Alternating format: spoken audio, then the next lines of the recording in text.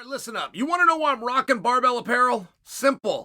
It's built for athletes like you and me. Have you ever tried squeezing into those regular clothes? It's not happening, right? Barbell has got that perfect fit for guys who actually hit the gym. It's comfortable, it's stylish, and it shows off the work that you put in. Whether I'm training or I'm heading out, Barbell is always on point. Now here's the kicker. Barbell's annual hoodie sale is on. Spend over $99 and they will throw in a free athletic fit performance hoodie. Yeah, you heard me. Free. We're talking 7 brand new hoodie designs. You can stack these deals too. Spend more, get more hoodies. You want 1, you want 5? Go for it. But here's the thing.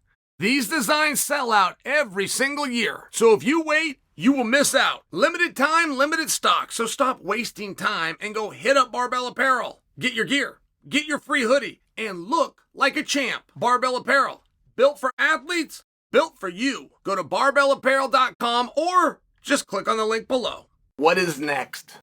It is the number one thing that we fans care about. What's next?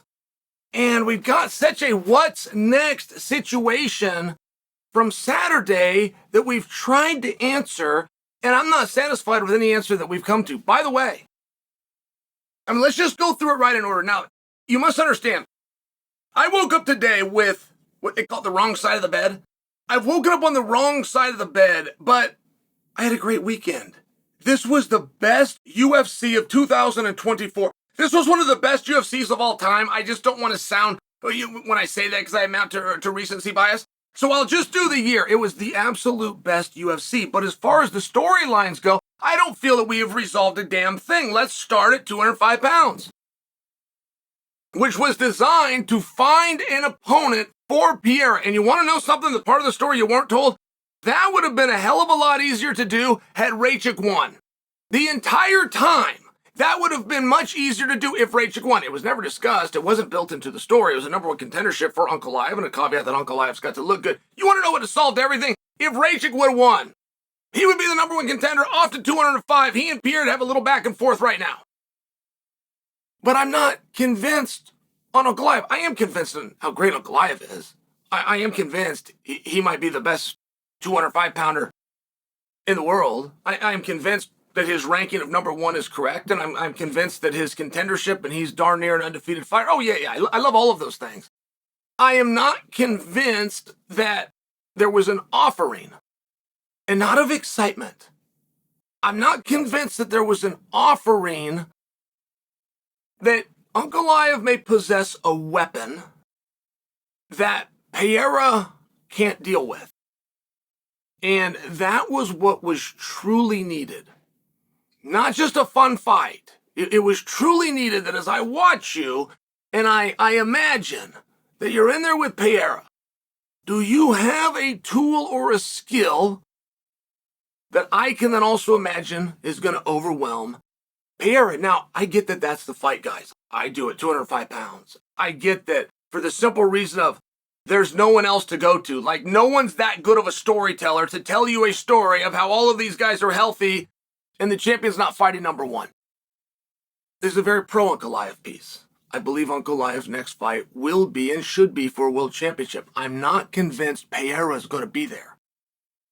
I'm not convinced that when Uncle Live fights next for a title, it's not either going to be a vacated 205-pound belt or an interim belt, because I think that Pereira is moving on. I strongly think that Pereira versus Aspinall is going to be Pereira's next fight. But even if we look at those two, those are our two options. We got Uncle Live that'll fight Pierre, and Pierre fight Uncle Live. Wants to, in fact. But you got Aspinall that'll fight Pierre. Pierre fight Aspinall, who in fact wants to. So now you got these two choices. I think you see which one looks to be a little bit clearer. Stand by on that. That's Chael's theory, but I have a reason that I'm setting that down repeatedly. Let's take a look at Chimaev. Does Chimaev become a number one contender? I would sure think so. But before you tell me and try to stick it in my ear that yes, he absolutely did, and you heard this and you know because somebody told you, I'm just going to remind you to October of last year in a place known as Fight Island. In a number one contendership match between Chimaev and a former world champion named Kamaru Usman. Because Chimaev won that. And he was named the number one contender that night. In fact, he was even offered the fight opposite Sean Strickland. Regardless of how your memory might tell you, Chimaev was actually offered that fight in Vancouver, Canada. And we don't know if it was a matter that Chimaev couldn't catch a plane there. We don't know that. We never got that far. Turned out Chimaev, in the course of the Usman fight, had broken his hand and he couldn't make the date. So we don't know for sure that Chimaev's next. And if he is, what does that mean? Because that can mean two things. And we're very seldomly confronted with this. Hey, you won. Your next fight is for a world championship. Okay, great. But your ears, again, you might be hearing it wrong. That doesn't mean the next time a world championship is fought for at your weight class that you're involved. It just means the next time you fight, it will be for a world championship. And you only get there when you got really good problems. There are really good problems when there are multiple guys and the audience starts bickering back and forth about who should be given the opportunity. As annoying as you might find that, that's when the sport's at its healthiest. That's when a division's at its healthiest. That's when your time as a fan is the most pleasurable. I do not think there is a scenario where they take that shot from Sean Strickland, who won 5 rounds against Paulo Costa, which is a scary opponent. What Chimaev went out and did to Whitaker, surprising and scary, and it's the same words, but who went first and who was given the promise? Like, Chimaev's next fight could be for a championship against the winner of Dricus and Strickland. But I think that that's the way that we go. But, again, my entire problem with telling you we got all these storylines, we got all these things we're going to wrap up, they're going to leapfrog us, so we've got a little clearer vision into tomorrow. It's not a little bit clearer. In fact, it's relatively quite unclear.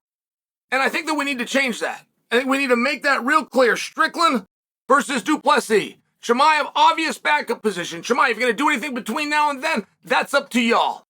But I wouldn't rule out that he's not. I mean, Chimaev was named the #1 contender after the Usman fight, and he did something between now and then. So, let's see how that all unfolds. You then go and look at 145 pounds. And this is the one, this is bad business by me. Bad politics. Don't jump in a fight if you can't win. I can't win this fight, and I'm jumping in it anyway. Okay? It's going to be Volkanovski for multiple reasons. He says he was told. To support the notion that he was told in a conversation that we didn't hear, he's in the front row, they've done a cameo, and they brought him in the ring for a face-off with Topuria. You can't put the toothpaste back in that tube, all right? It's going to be Volkanovski. I get that. But when you have Topuria, who rolled into town and closed a book on everything that we thought was real, he shut the book on the 145-pound division. Put them both behind him. When you do that, to bring Volk in is not appropriate. You're forcing an era and you're forcing nostalgia when we've got to let the story tell itself. And the story is that yesteryear within that division is behind us, but it is not perfectly clear that the new guy is the best guy. It's really not. Topuria and Lopez were both there.